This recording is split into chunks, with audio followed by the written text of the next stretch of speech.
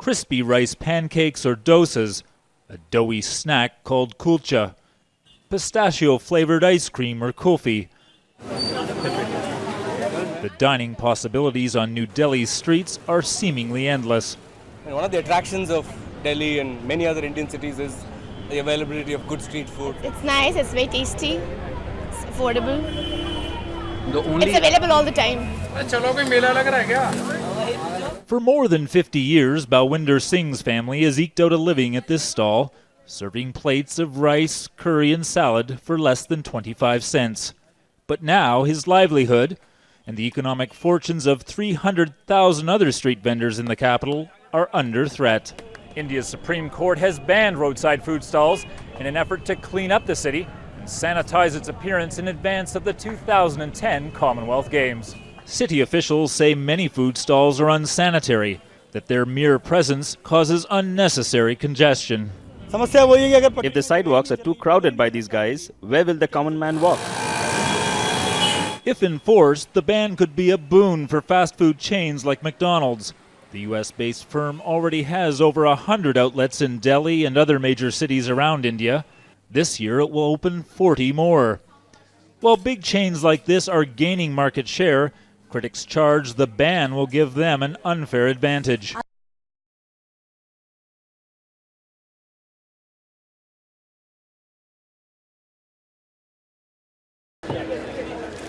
It's more than just a handshake. It's a symbol of political alliance that fuels far-reaching political and economic decisions.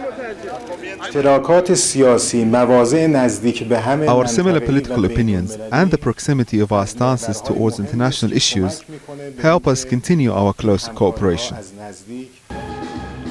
This is Venezuelan President's third visit to Iran since President Ahmadinejad took office. And at a time when few nations are so openly supporting Iran, Venezuela's alliance is welcomed by many Iranians. With soaring oil prices in the last 2 years, Iran and Venezuelan governments may find it easier to reassert their economic independence. And their discussions are not likely to include a push for better relation with the US.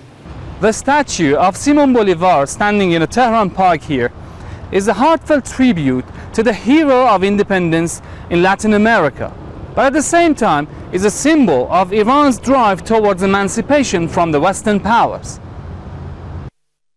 And the easiest way to do that seems to be to find an ally in America's backyard.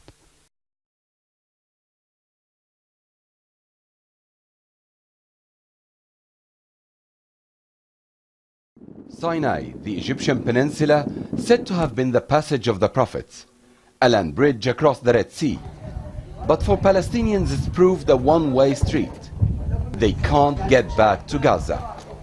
Thousands are stranded here. Inside this house there are dozens of human stories. These Palestinians say they can put up with their plight only through prayer. One of those unable to get home back to Gaza is Ibrahim Al-Galban. He was in Saudi Arabia seeking remedy for his nephew's eye disease. Now he's been stranded in Rafah, the crossing point back to Gaza, for 45 days. He says Egyptian and Palestinian officials care only for the runaway Fatah fighters, while he and his friends are neglected. We've got nothing to do with politics. We want to go home. The Arabs must pressurize Israel to open the crossing point for us to return to Gaza. We run out of money, and our fellow Palestinians in Egyptian Rafah are feeding us. Where are the human rights groups? Where's the Red Crescent and the Red Cross? Through the borders, Gaza Strip looks very calm. Hamas vehicles patrol the defining line, raising the Palestinian flag. But behind it all are the families worried for those stranded in Egypt.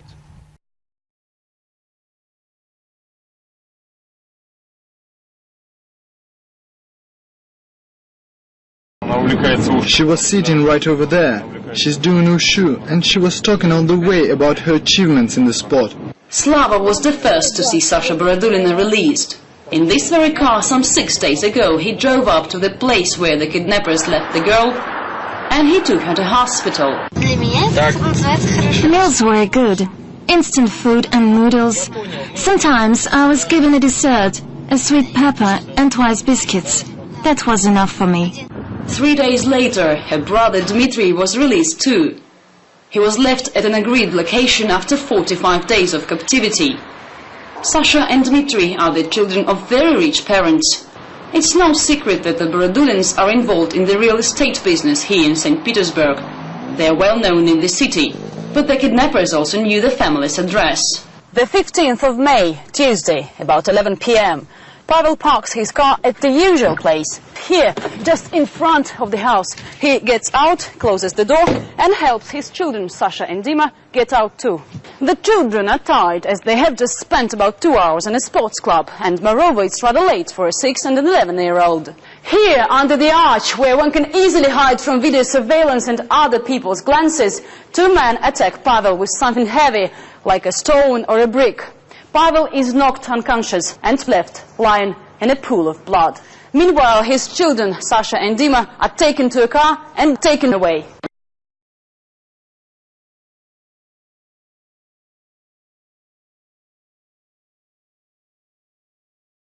The remains of 8 Soviet soldiers, which had been exhumed from a war grave, have been reburied at a military cemetery in Tallinn. The Russian ambassador to Estonia attended a separate event later, along with Russian war veterans. Earlier, Estonian authorities conducted the official reburial ceremony, despite protests from Russia. A lonely candle at a ceremony that was supposed to be a crowded one. The Estonian authorities are showing that they respect the Soviet soldiers that liberated their capital from the Nazis. After more than 60 years, those 8 fallen in the Second World War found their last place of peace. I very much hope that now, when they found this place on the cemetery, they cannot be any more used in provocative events against the Republic of Estonia. But not a single World War II veteran attended the ceremony. Russian officials also refused to take part, something that was strongly supported by ethnic Russians here. The Russians came later to a memorial service held by the head of local Orthodox Church.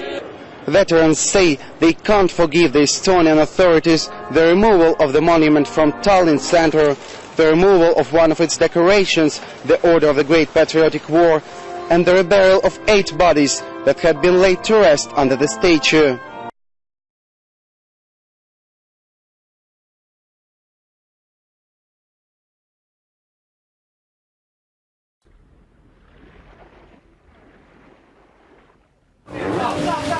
These overpacked boats are on the brink of capsizing.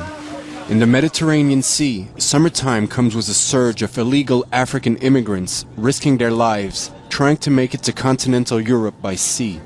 With European authorities increasing their control over areas such as the Strait of Gibraltar and the Azore Islands, alternative immigration routes have been set up. The Libya route has now become one of the most popular among illegal immigrants. The small island nation of Malta finds itself right in the middle of this new itinerary. Now Malta, which has to deal with an overwhelming number of immigrants, is pointing an angry finger at one of its neighboring country, Libya. Libya, 4,300 kilometers of land border, 1,800 kilometers of shoreline. The country, by its geography, has a hard time controlling the immigration upsurge. It is estimated 20% of the people in Tripoli are illegal immigrants. The Libyan ambassador to Malta has granted us an interview. He insists Libya is doing what it can to tackle the issue, despite limited means. We try to manage this phenomena with what we have of resources. So we always ask the European Union to help us on material and technical equipments.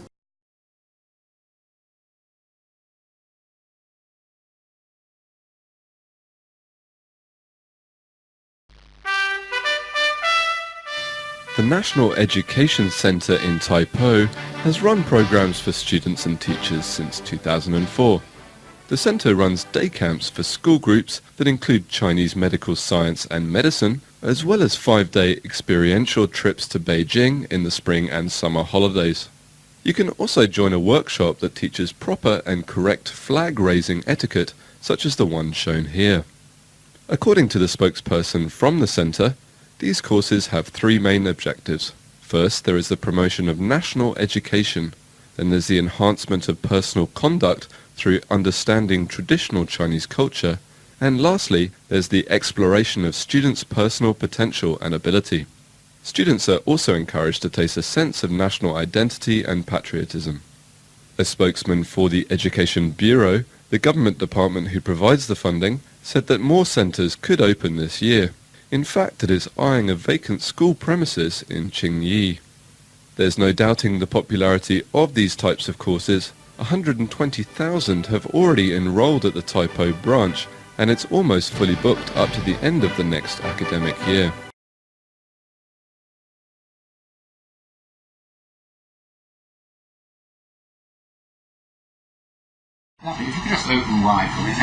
A visit to the dentist could leave you with a painful hole in your wallet for work that may be completely unnecessary.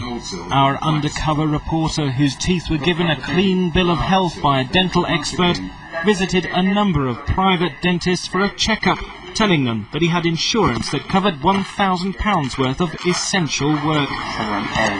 Sayed Reza Manafi was found guilty of serious professional misconduct for performing unnecessary bridge work on a patient.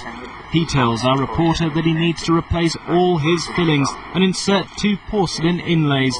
Total cost, £1,050. Those are 2 big fillings you have. Right. We will remove all the fillings to take impression and then to make from nice porcelain. Right. Or porcelain. That's also essential. It's essential work because my insurance only covers essential work. Yeah, right. It's essential. Next, we visited Hamid Mozneb in Oxford, who was found guilty of performing unnecessary root canal treatment. He too proposes to remove all our reporters' fillings, as well as fill a new cavity. As I explained to you, one of them are urgent. The rest of them purely because of cosmetic and changing. Right. I will give you a breakdown. Yeah, I mean, I can only pay for my essential necessary work. He then offers to get round the restrictions on the dental insurance by writing a treatment plan that claims the work is essential.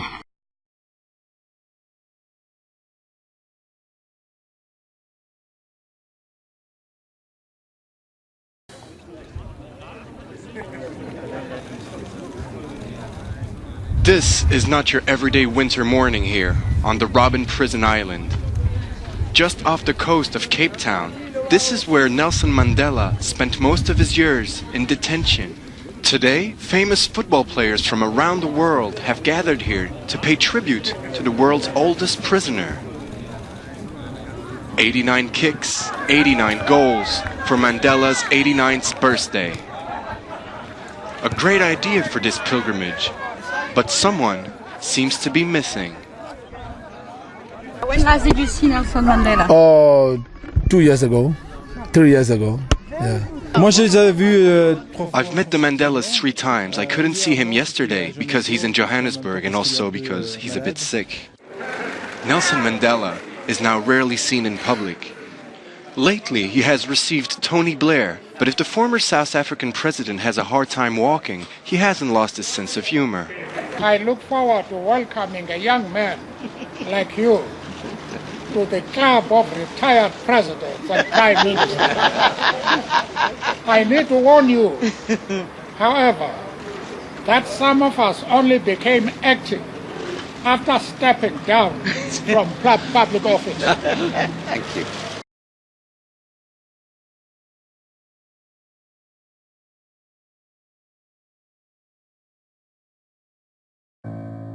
Perched on the highest plateau on Earth, Tibet is famous for its beauty and rustic charms. Hundreds of thousands of visitors travel to Tibet each year.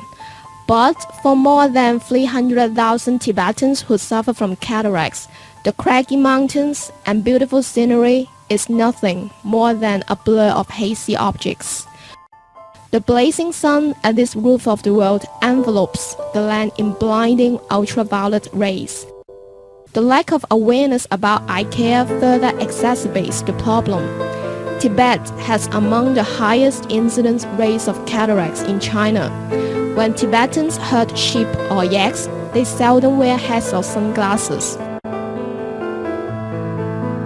Also, healthcare facilities are poor and it is not uncommon for Tibetans to develop cataracts in their 30s or 40s.